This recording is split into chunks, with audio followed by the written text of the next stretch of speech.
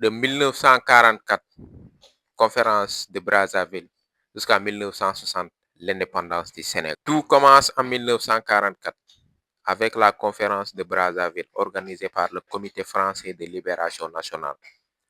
Son objectif, réorganiser l'empire colonial français après la Seconde Guerre mondiale. Mais derrière les réformes annoncées, la France cherche surtout à maintenir sa domination en Afrique. Parmi les décisions importantes, suppression des régimes d'indignation, la création d'assemblées locales, le développement économique progressif des colonies. L'Union française de 1946 à 1956. Après la guerre, une nouvelle étape commence avec la création de l'Union française en 1946. Le Sénégal envoie deux grandes figures à l'Assemblée nationale française, Lamine Gueye et Léopold Sédar Senghor.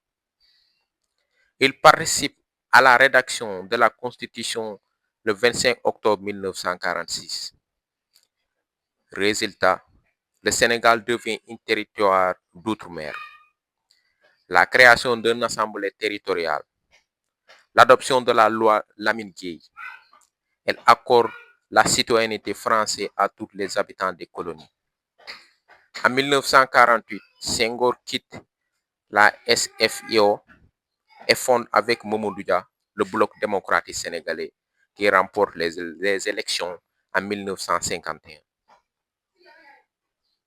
Vers l'indépendance, en 1958, lors du référendum proposé par De Gaulle, le Sénégal choisit de devenir une république autonome dans la communauté française. Puis en 1959, le Sénégal signe avec le Soudan français pour former la Fédération du Mali. Le 20 juin 1960, cette fédération devient indépendante. Une union fragile. Très vite, des tensions apparaissent entre Modibo Keïta et Mamadou Dia. Les désaccords sont nombreux.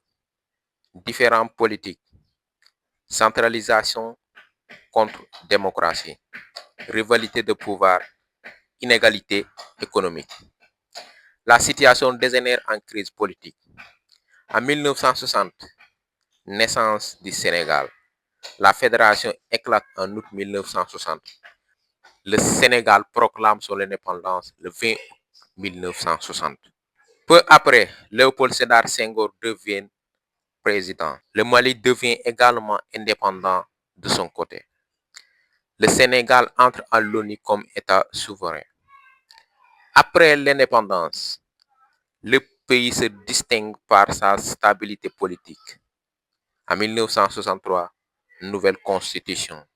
En 1976, l'introduction du multipartisme. Contrairement à beaucoup de ces pays africains, le Sénégal évite les coups d'État et construit une démocratie durable. Entre 1944 et 1960, le Sénégal passe d'un État colonie française à une république indépendante. Un sommet marqué par des réformes, des luttes politiques et des figures historiques majeures.